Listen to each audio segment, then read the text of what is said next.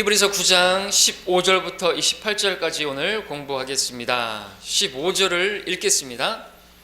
이런 연유로 그는 새 언약의 중보자이시니 이는 첫 언약 때에 범죄한 것들을 구속하시려고 죽으심으로써 부르심을 받은 자들로 그의 영원한 유업의 약속을 받게 하시려는 것이라 말씀하고 있습니다.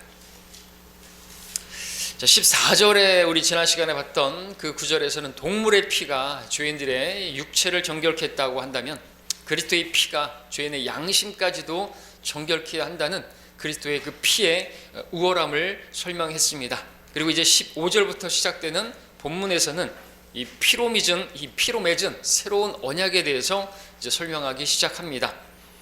여기 9장에 나오는 이제 언약은 8장에서와 마찬가지로 이제 옛 언약과 새 언약으로 이제 대조가 되고 있습니다.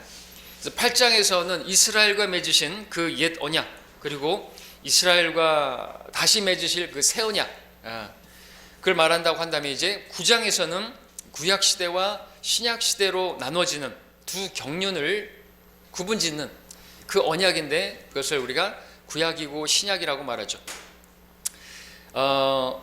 8장에서는 그 영어로 본다면 말씀드렸던 것처럼 테스타멘트가 아니고 카버넌트, 그 언약이라는 것이 그야말로 계약적 언약이고, 그리고 그것은 신약과는 다른 우리가 맺은 언약과는 다른 그런 내용이다라고 배웠습니다. 8장에서의 언약은 계약적인 언약으로 그렇게 제시되지만 9장에서 지금 오늘 보게 되는 언약은 유언적인 언약으로 제시가 되고 있습니다. 그래서 우리가 성경 66권을 그렇게 이야기할 때 구약과 신약으로 나누는 것은 이렇게 성경을 이렇게 테스타멘트로 유언과 관련된 것으로 그렇게 나누는 것이죠. 8장에서 계약이라고 부르는 그 언약, 그 커버넌트는 하나님께서 왕국을 진행시켜가는 그 과정에서 그렇게 등장하는 그런 언약이었습니다. 그래서 구약에는 또 우리가 성경 전체에서는 언약이 많이 있다는 것을 배웠죠. 크게는 7가지 언약을 우리가 받들었습니다. 하나님께서 에덴에서 아담과 그 언약을 맺으셨는데 에덴의 언약으로 그것은 이제 왕국의 통치 위임상이었죠.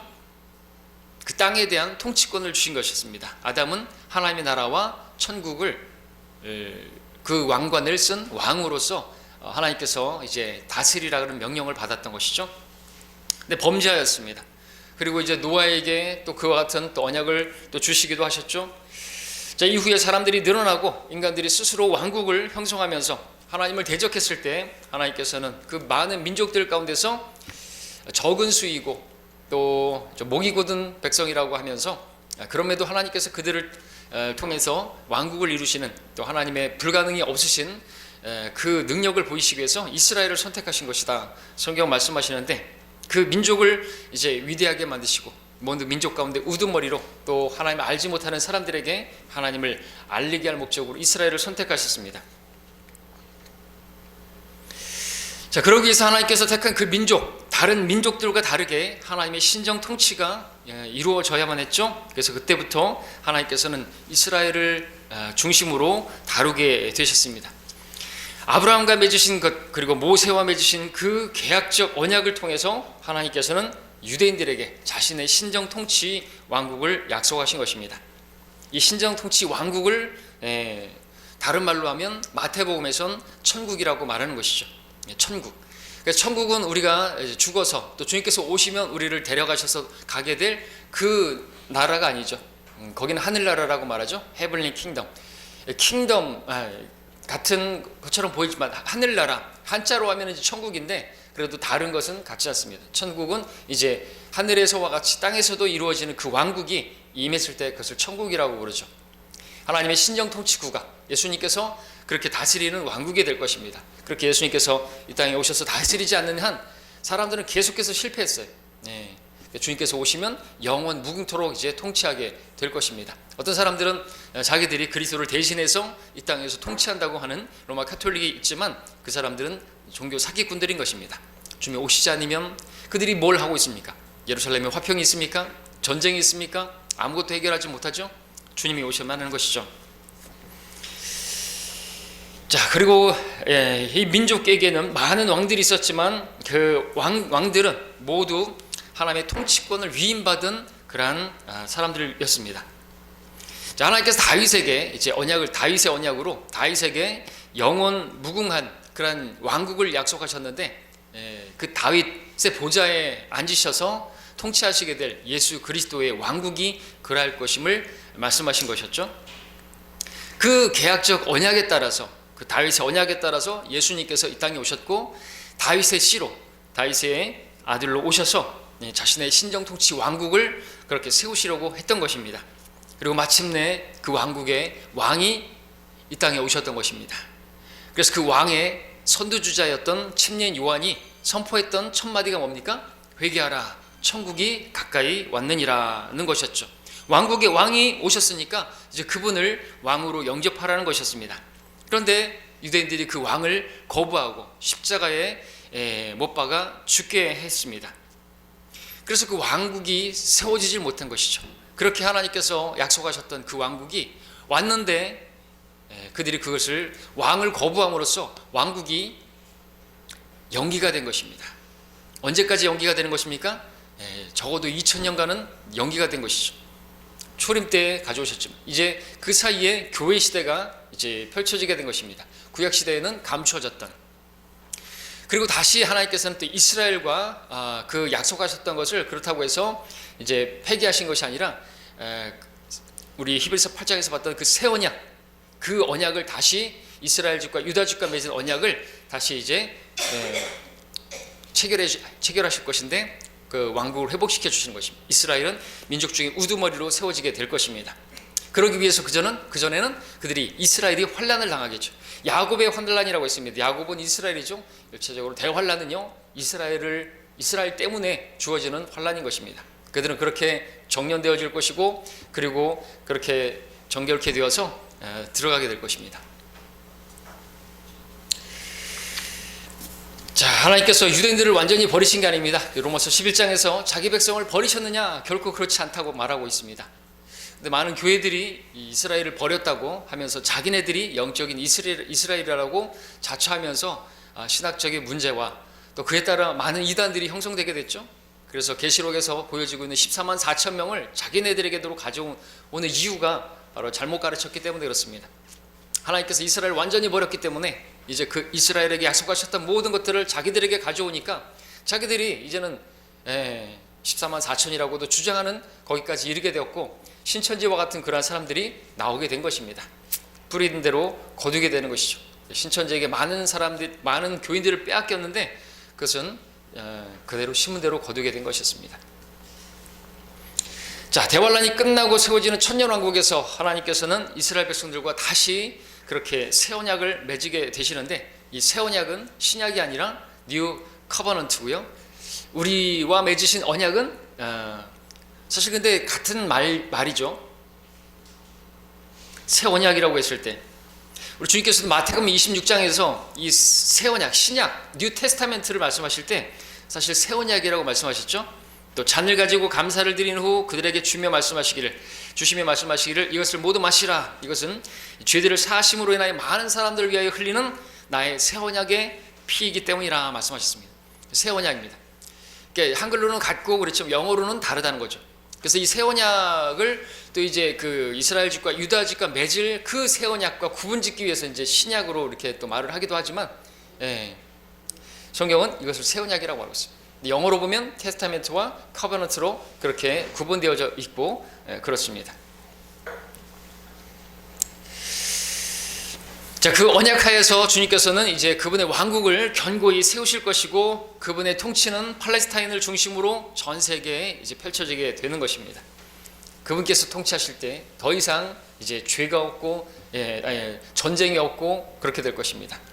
물론 이제 왕국에도 죄가 있고 또 그에 따라서 불못에 던져지는 사람들도 있겠지만 말입니다. 하나님께서는 그때 철권으로 통치하게 되시는 것입니다. 자, 이처럼 계약적 언약, 곧 커버넌트는 왕국의 역사와 관련되어 있는 것이죠. 자, 하지만 오늘 우리가 9장에서 말씀하고 있는 유언적 언약, 테스타멘트는 그것과는 전혀 다른 그런 언약인 것입니다.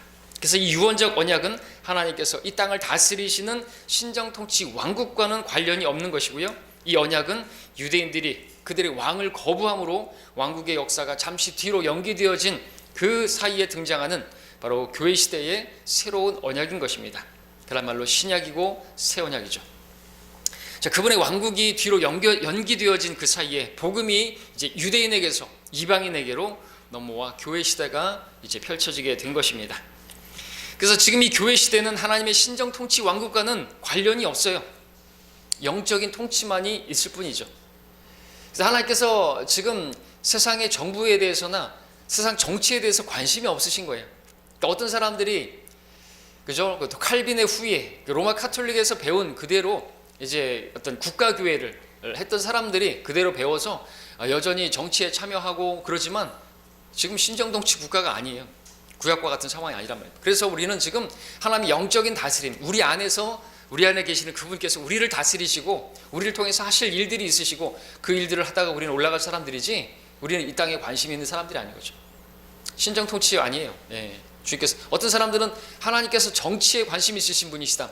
하나님께서는 우리가 이제 장차 왕처럼 정치할 것이고 통치하실 것이다. 이걸 이야기하면서 이 땅에서도 정치에 관심을 가지고 정치에도 참여하고 어떤 정치의 잘못된 것들을 바로잡을 그것을 정당화하는데 절대로 그건 아닌 것이죠. 그건 아닌 것입니다. 우리가 성경에서 많이 봤죠. 예. 침례 요한이 죽었을 때 주님께서는 오히려 배를 타고 따로 한적한 곳으로 갔습니다. 자, 오늘과 그와 같은 어떤 그런 정치적인 메시지를 전파했던 침례 요한, 근데 부당하게 죽임을 당했어요. 그러면은 어떻게 되는 것입니까?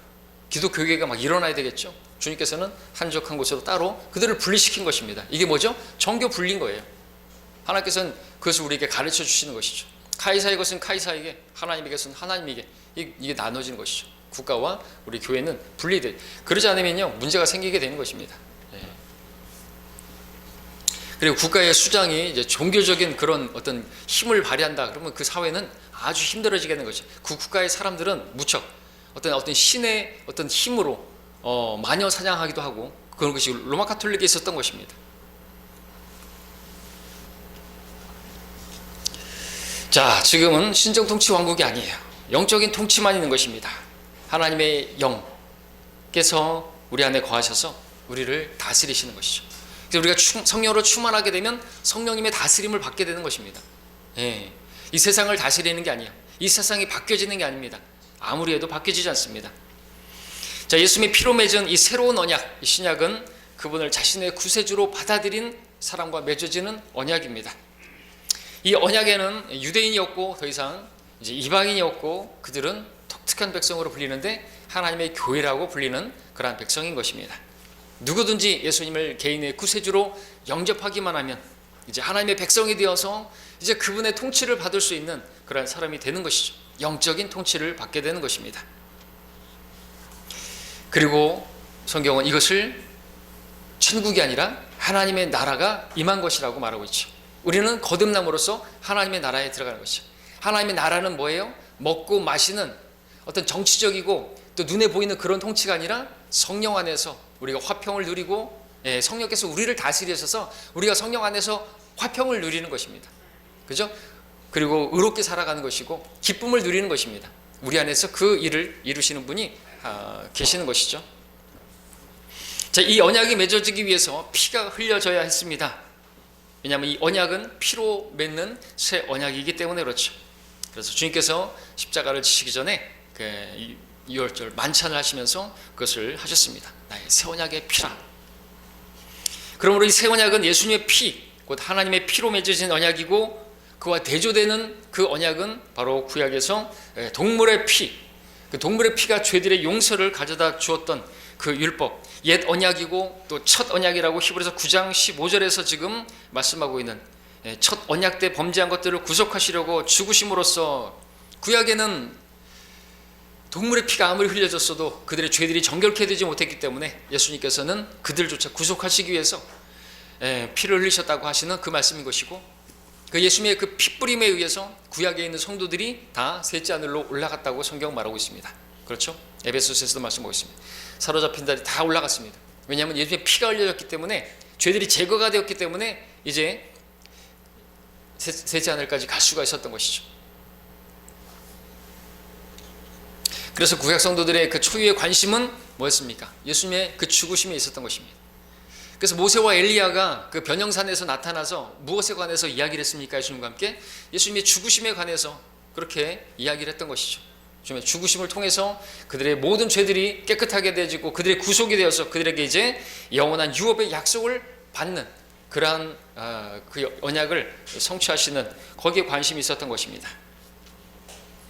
자, 그런데 그와 상반돼서 이스라엘 집과 유다 집과 맺게 되어질 새 언약, 그것은 피로 맺어진 언약이 아니다. 지난 시간에도 봤죠.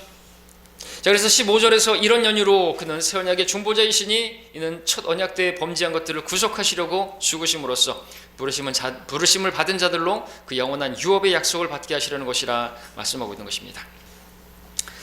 자, 새로운 언약에 맺어진 목적, 첫 언약 때 범죄한 것들을 구속하기 위함이다 말하고 있는 것입니다. 그래서 첫 언약에 속했던 사람들은 동물의 피로서 정결케 되어야 했는데 동물의 피는 그 육신을 정결케 할 수 있을지는 모르겠지만 양식까지도 정결케 되어지고 그런 건 없었습니다. 죄들이 깨끗하게 될 수는 없었던 것입니다. 그래서 반복해서 계속해서 또 죄를 지면 또 피가 흘려져야 했던 것이고, 마치 잡초를 뽑는 것으로 말한다면 보여지는 잡초를 뽑았지만 그 뿌리가 제거가 되지 않았기 때문에 그 죄의 뿌리까지 뽑아내야지 되는 것이죠. 제거가 되지 않고서는 인간은 개수가 불가능한 것입니다.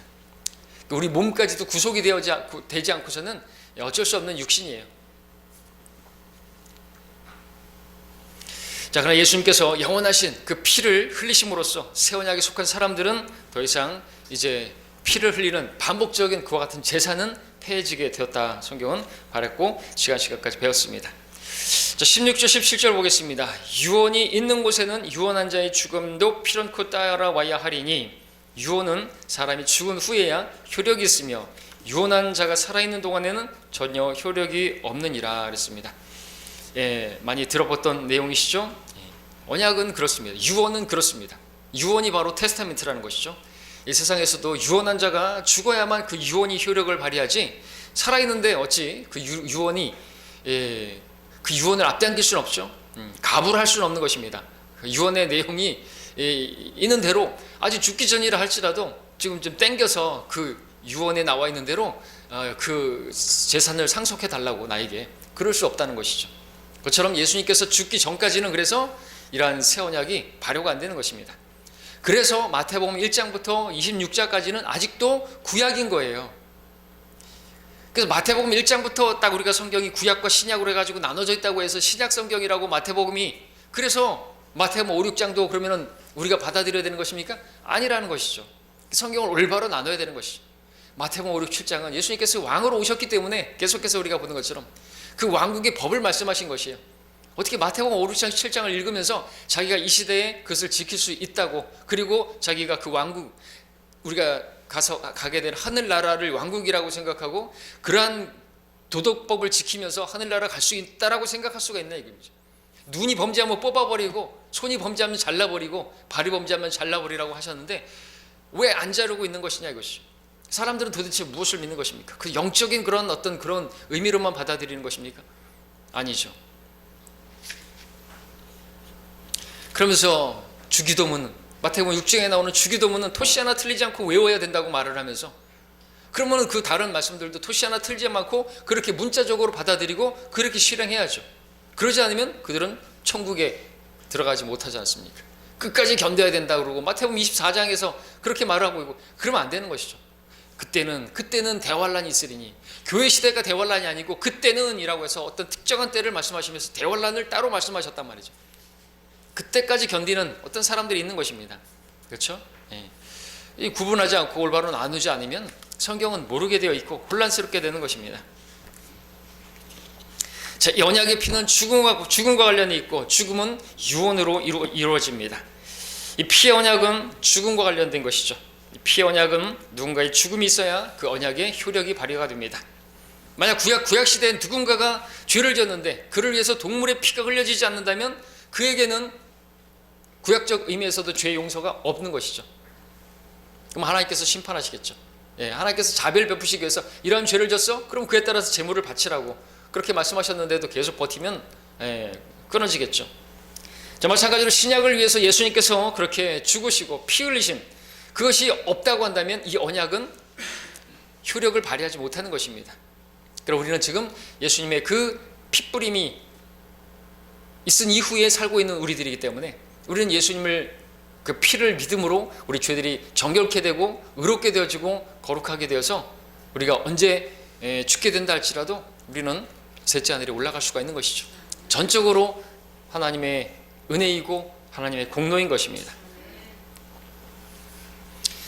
그럼 우리 예수님의 피뿌림이 있기 전까지는 여러분들 아직 구약시대라는 사실을 잊지 마시기 바랍니다. 예수님께서 행하시고 가르치셨던 그 기록들이 복음서에서 마태, 마가, 누가, 요한에서, 그래서 구약적인 내용들이 발견되는 이유가 거기 있는 것이죠. 그렇다면 그는 아직은 신약은 아닌 것입니다. 그래서 이 말씀이 중요한 것이죠. 유언한 사람이 죽어야 그 효력이 발휘한다는 이 말씀을 안다면 마태복음 24장의 말씀이라든지 5, 6, 7장의 말씀이라든지 그거 붙들고 자기가 의롭게 되고 또 자기가 열심히 신앙생활하고 그러면 하나님께서 이뻐하시고 구원해 주실 거라고 생각하는 것은 그것은 그 착각에서 벗어나게 될 것입니다. 그러므로 예수님께서 직접 가르치신 것을 기록한 것이 복음서이지만 신약 성도들의 교리로 주어진 것은 복음서가 아니라 바로 사도 바울을 통해서 주어진 14권의 바울 서신에 기초하는 이유는 그 바울 서신이 바로 새 언약 이후에 예수님의 그 계시를 통해서 바울에게 맡기셨기 때문에 그렇습니다. 자, 우리 18절부터 20절까지 또 이제 보겠습니다. 그러므로 첫 언약도 피 없이 드려진 것이 아니니, 자, 이것은 구약을 말하는 것이죠. 올드 테스타멘트를 말하는 것이죠. 모세가 율법대로 모든 계명을 온 백성에게 말한 후에 송아지와 염소의 피와 물과 주홍색 양털과 우슬초를 가져다가 그 책과 온 백성에 뿌리며 말하기를 이것은 하나님께서 너희에게 명하신 언약의 피라 하였느니라 말씀 보겠습니다. 자, 여기서 우리는 피를 책에다가 뿌렸다는 이 기록을 좀 주목해 볼 필요가 있습니다. 피는 성경에서 생명이죠. 모든 육체를 피는 생명입니다. 피 흘림 없이는 죄삼이 없느니라 뒤에서 또 말씀하고 있죠. 22절에서 피는 생명이기 때문에 그렇습니다. 그러니까 누군가가 범죄했으면 그 피 흘림으로 죄들의 용서가 되어지는데 구약에는 이제 동물의 피가 흘려짐으로써 그렇죠. 피는 생명이다. 육체의 생명은 피에 있음이라 레위기 27장에서 말씀하고 있습니다. 근데 그 피가 지금 책에 뿌려졌다고 말하고 있습니다. 그러면 그 책은 생명의 책이 되겠죠. 그렇죠? 그 책은 살아있는 책이 되겠죠. 생명은 살아있으니까. 성경은 살아있는 생명의 책이죠. 그리고 또한 그 책은 피의 책입니다. 성경에 보니까 창세기에서 3장만 넘기면 벌써 누군가가 죽어요. 계시록에서도 또 마지막에 그 3장을 남겨두고 또 피가 흘려지는 모습을 보게 됩니다. 성경에는 계속해서 피 흘리는 그런 일들이 있습니다. 성경의 내용은 정말 피로 가득 차 있습니다. 그래서 옛날에 그 성경책은 금박이 아니라 이제 뻘겋게 돼 있었죠. 이유는 바로 피의 책이기 때문에 그렇습니다. 그러면 이 금박으로 있으면 이걸 보기 좋게 만들려고 그럼 배교한 것인가? 그게 아니라 또 금박은 또 예수님의 하나님의 신성을 상징하고 있고 하나님 말씀 살아있고 예리한 칼과 같고 이것은 그야말로 검이죠. 금으로 된 검이라고 이렇게 말할 수가 있겠죠. 그래서 한 것이니까 굳이 금박이 아니라 또 빨간색으로 다시 돌아갈 필요는 없는 것입니다. 어쨌든 성경은 피의 책이고 또 살아있는 책이고 생명의 책이고 양날선 예리한 칼과 같은 것이죠. 그러다 보니까 너무나 빛이 나니까 막 금처럼 빛나는 것이겠죠. 정책 적용이니까 뭐 그렇게까지 믿으라고 그렇고요. 자, 그렇습니다. 자, 근데 이 성경의 내용이 피로 가득 차 있는데 그뿐만 아니라 성경이 기록된 이후로도 이 성경 때문에 얼마나 많은 사람들이 또 핏부림을 당했는지 몰라요. 죽임을 당했는지 몰라요. 그죠? 이교도들에 의해서 죽임을 당했고, 뿐만 아니라 자칭 그리스도인이라고 하는, 기독교인이라고 하는 로마 카톨릭에 의해서 얼마나 많은 사람들이 죽임을 당했는지 몰라요. 우리와 같은 믿음 때문에 세례가 아니라 침례가 맞다고 고소하다가, 유아 세례를 거부하다가, 로마 교황을 거부하다가 그렇게 죽임당한 많은 사람들이 있는 것이죠. 우리가 지금 믿게 된 그 믿음은요, 많은 믿음의 선배들이 피를 흘리면서 지켜온 믿음인 것입니다. 피 흘린 발자취.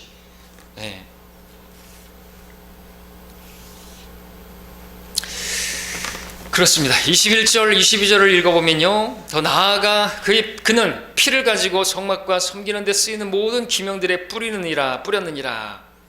율법에 따르면 거의 모든 것이 피로써 정결케 되나니 피 흘림 없이는 죄사함이 없느니라 말씀하고 있습니다.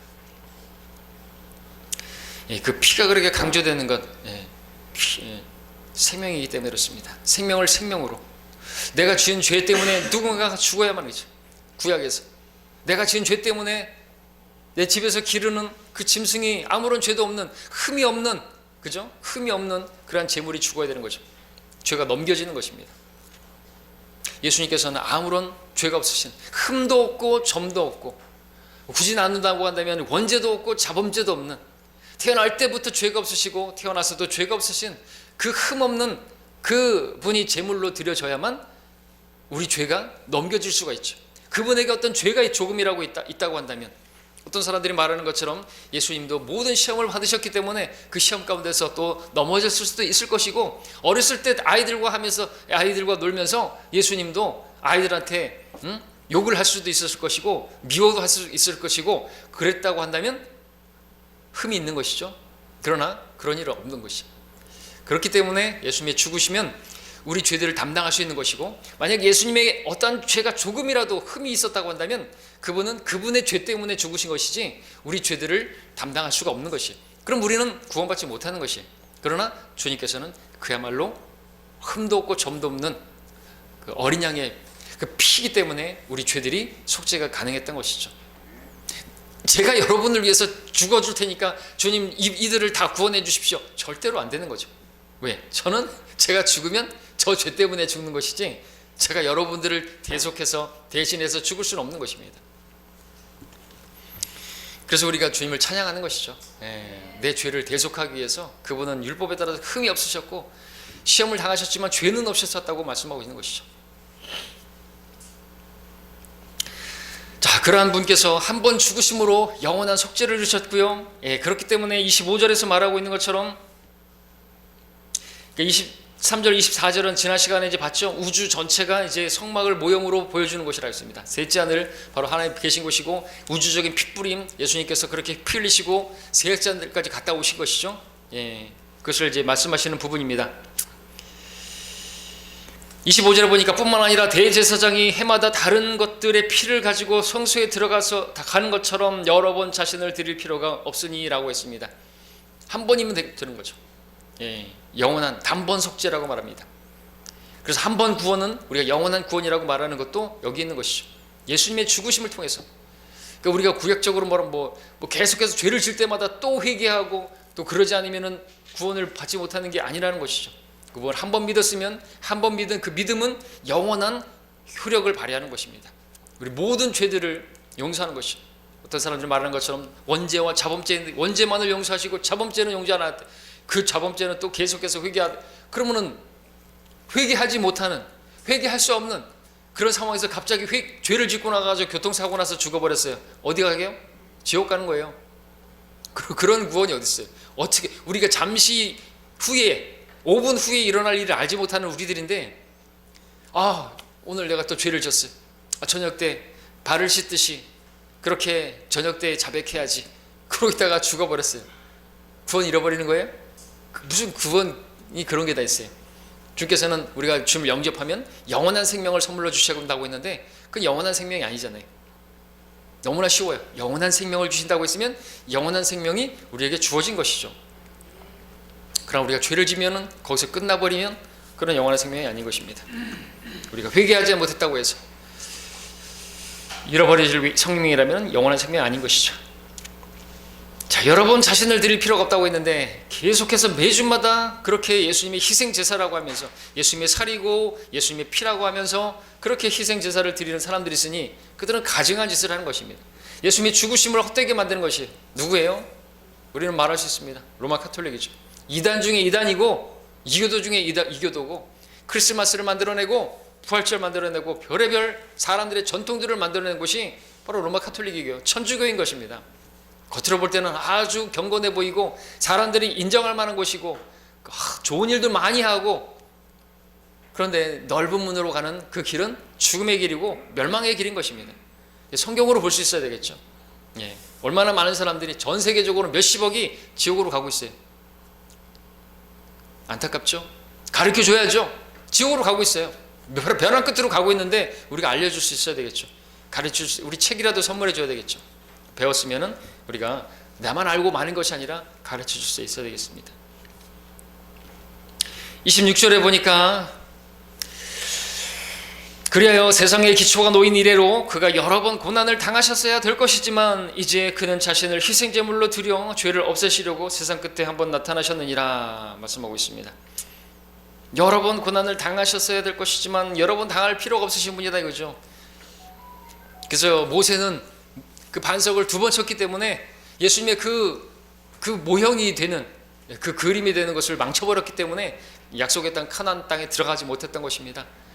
반석은 한 번만 내리침을 당해야 되는 거죠. 그죠? 반석에 예수님께서 십자가에 그렇게 내리침을 당했을 때 그 반석이 깨지니까 거기서 물이 나왔죠. 그것은 뭡니까? 예수님의 그 피를, 예수님의 그 반석의 침을, 그 십자가의 죽으심을 통해서 이제 그 물이 나왔어요. 우리가 생수의 강이 우리에게 넘친 것이죠. 성령이 우리 안에 내주하게 되신 것입니다. 근데 그런 모형들 하나하나가 너무나도 기가 막히게 정말 우리 주 예수 그리스도의 죽으심과 그 우리가 성령을 받게 될 것과 이런 것들이 딱딱 맞아 떨어지는데, 그런 걸 이제 공부하면서 우리는 알게 되는 것이죠. 아, 참으로 하나님의 지혜와 그 지식의 부유함이라는 것이 너무나 뛰어나서 무릎을 치게 되고 하나님 말씀을 우리가 공부할 수밖에 없고 나 자신을 하나님께 드리는데 인색하지 않을 수가 있게 되겠죠. 알아야 되는 거죠. 알아야지. 예, 그래야 하나님을 신뢰하게 되고 나를 맡기게 되고 내가 주를 위해서 뭔가를 할 수가 있게 되겠죠. 그 영원한 투자인 것입니다. 영원한 투자인 것이요. 나의 육신을 위해서 조금 더 편하게 살고 그래봐야 소용없어요. 그죠? 좀 편하게 살면 뭐 할 거예요? 예, 세상 사람들이 말하는 것처럼 죽으면 계속 쉴 건데, 그렇죠? 근데 쉬는 게 아니죠. 육신의 조금 편안함을 위해서, 조금 더 즐거움을 위해서, 조금 더 안락함을 위해서 아무런 거기에는 보상이 없습니다. 그래서 우리가 조금 더 일찍 나와서 성경을 공부하고 모인 자리에 함께해서 하나님의 말씀을 배우고, 그리고 배운 것이 그만이 아니라 또 우리가 모르는 사람에게 가르쳐주고, 하나님께서 그 목적으로 우리에게 지금 이런 시간들을 허락하시는 것이죠. 자, 여기서 또 볼 것은 세상 끝에 한번 나타나셨느니라 말씀하고 있습니다. 세상 끝에 한번 나타나셨느니라.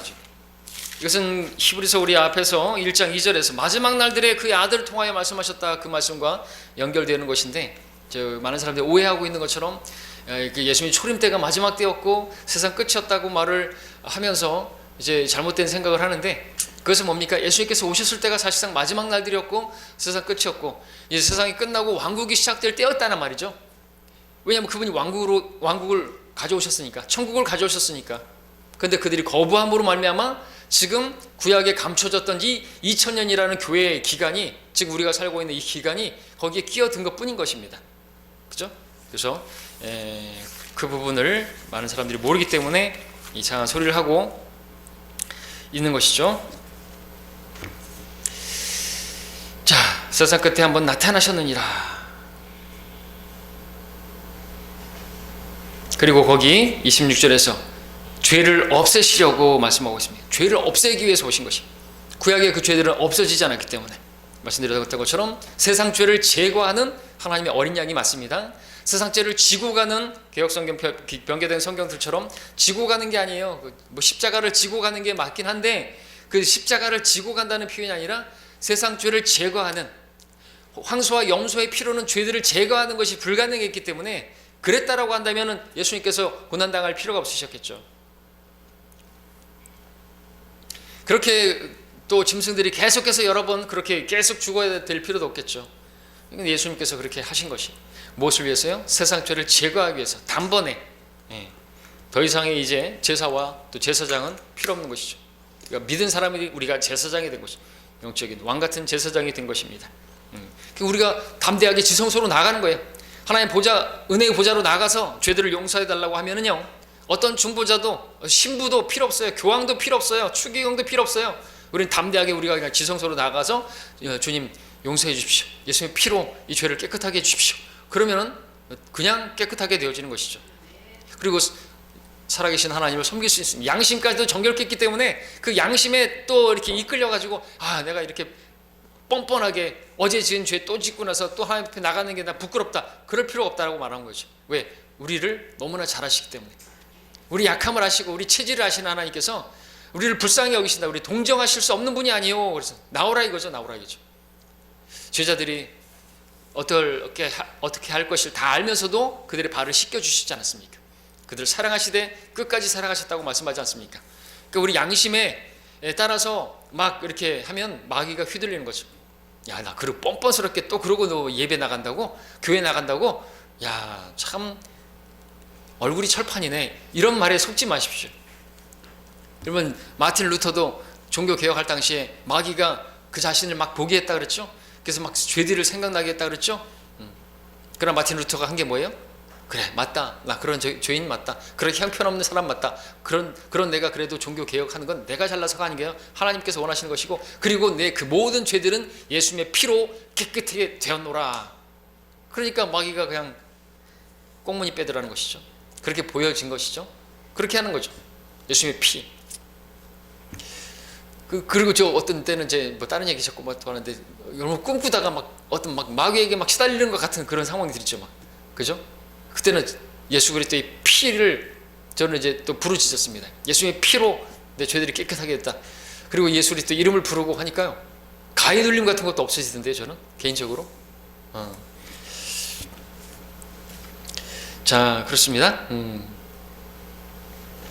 27절, 한 번 죽는 것은 사람들에게 정해진 것이고 그 뒤에는 심판이 정해진 것 같이. 우리가 이제 복음 전할 때 많이 사용하는 그런 내용이죠.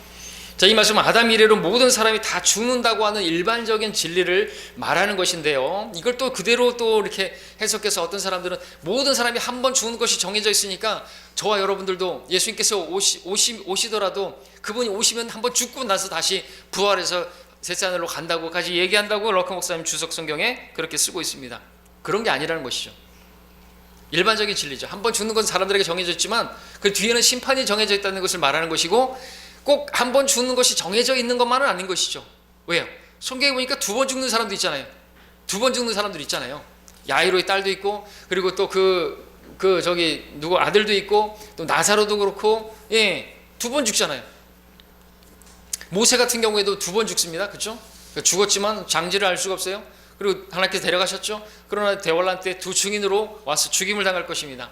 엘리야 같은 경우에도 죽지 않고 에녹처럼 들림받았지만 다시 내려와서 대환란 때 죽임을 당하게 될 것이기 때문에 한 번 죽는 것은 사람들에게 정해진 것이요, 여기에 예외가 될 수 없는 사람은 또 엘리야겠지만, 예외가 될 수 있는 사람이라고 한다면 에녹이 있겠죠. 에녹은 한 번도, 이거 11장 5절에 보면은 11장 5절에서 에녹은 죽음을 보지 않고 옮겨졌다고 말하고 있으니까, 그렇기 때문에 지금 이 히브리서 9장 27절 말씀은 일반적인 진술을 하고 있는 게 아니라는 것이죠. 일반적인 진술이라는 것이지 꼭 그것이 교리는 아니라는 것입니다. 한번 죽는 것은 사람들에게 정해진 것이고 그 뒤에는 심판이 있다.